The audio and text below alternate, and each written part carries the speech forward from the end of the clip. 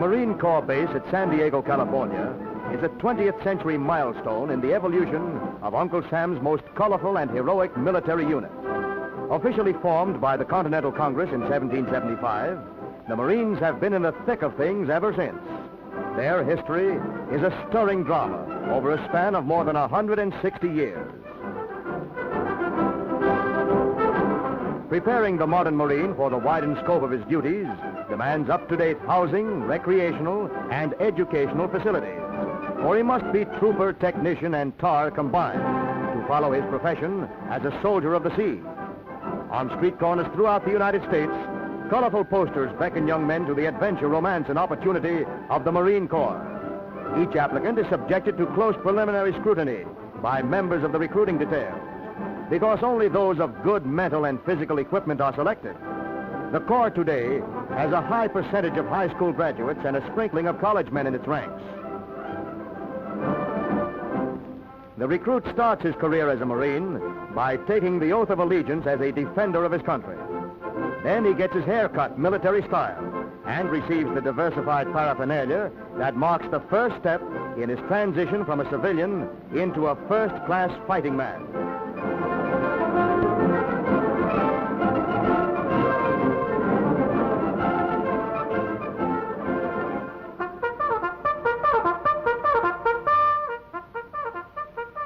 At the training depot, the recruit learns the muzzle velocity of a bugle loaded to the flare with a triple charge of reveille.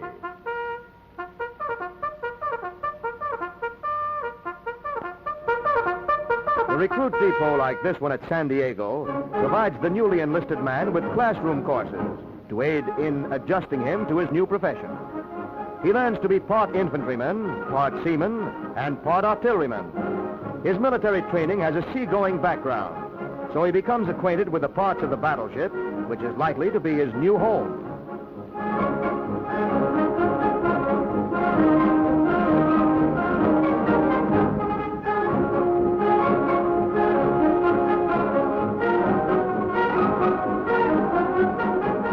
Military etiquette, essential to tradition, morale, and discipline, is taught with a gentle touch of subtle inference. Besides adapting himself to a barrack room bunk and a field tent cot, the Marine must master the precarious art of swinging into the casemate hammock of a pitching battle wagon.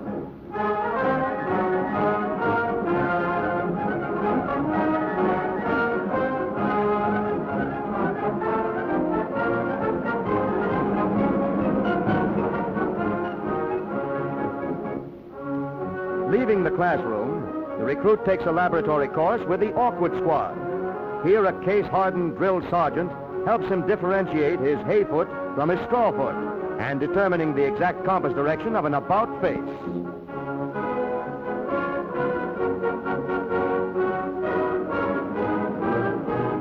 After mastering the military mysteries of squad formations, the recruit learns to handle the fundamental weapon of warfare, the fixed bayonet.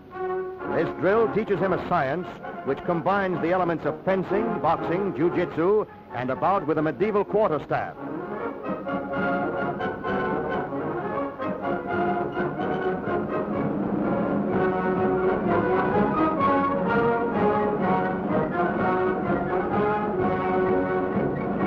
But the nautical part of his education is not neglected, for the newly minted Marine soon takes to the waves in a whaleboat.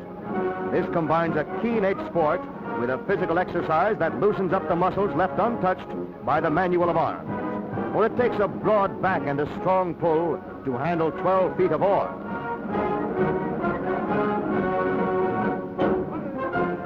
It's a popular belief that a Marine can shoot the lashes off the eye of a needle before it has a chance to blink.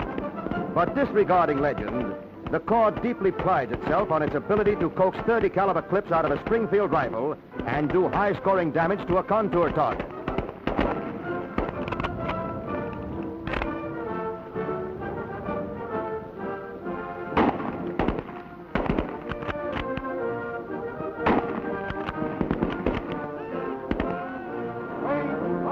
The trained leatherneck can deal out bullseyes with one of these heavy Browning machine guns, as well as with a rifle.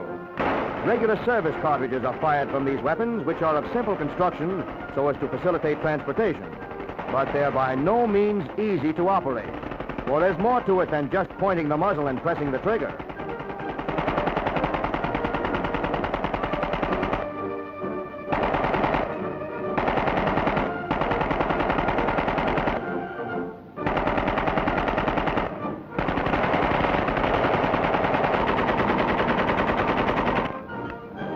Here's a demonstration where mutual confidence and a hatful of chattergun slugs are both well placed.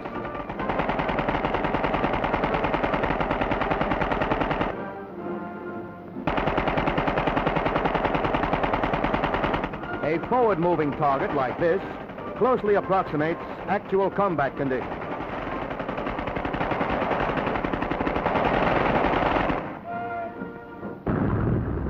After a century and a half of duty on land and sea, the Devil Dogs have spread their wings to join the fighting legions of the sky.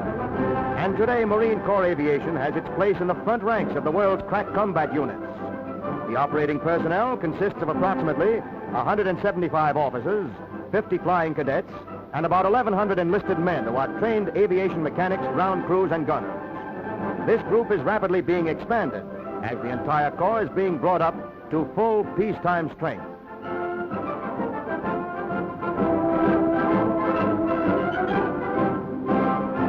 Pilots are commissioned officers of the Marine Corps, many of them from Annapolis, with several who have risen from the ranks.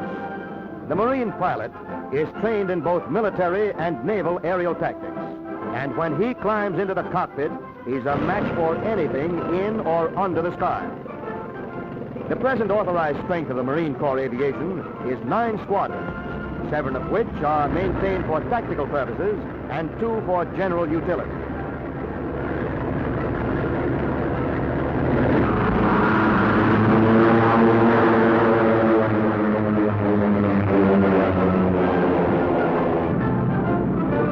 With these snappy little fighting planes, the Marine Corps Aviation has come a long way since its beginnings in the World War.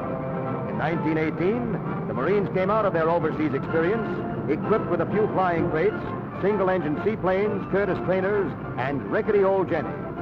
But it also had officers and enlisted men with considerable backgrounds of combat and training. For a few years, the aerial units operated out of naval aviation stations. But so rapid were the strides made in training and equipping the sky-fighting squadrons of the Marine Corps that in 1921, more than 1,000 officers and men were assigned exclusively to aviation duty.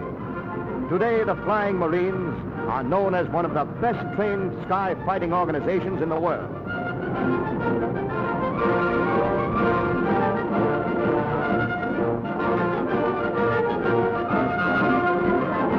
Each capital ship of the Navy carries a detachment of Marines. For the principal mission of the Corps in wartime is to supply land forces necessary to successful naval operations. It lends a small but highly trained body of auxiliaries to each ship: infantry, light and heavy artillery, land signal corps, engineers, and machine gunners. In fact, the Marines equip the Navy with a body of specialists in every branch of fighting tactics, on land, on sea, and in the air. Aboard the larger vessels of the Navy, it is an added duty of the Marines to man parts of the secondary battery. Since the more recent extensive development and use of anti-aircraft guns on many ships, they have been assigned to the added task of helping man the anti-plane weapons. The number of Marines assigned to warships has increased since the World War. Until now, some 3,000 men and officers are detailed to seagoing duty. With the rapid enlargement of the Navy, additional Marine detachments are scheduled to be added until the expansion is complete.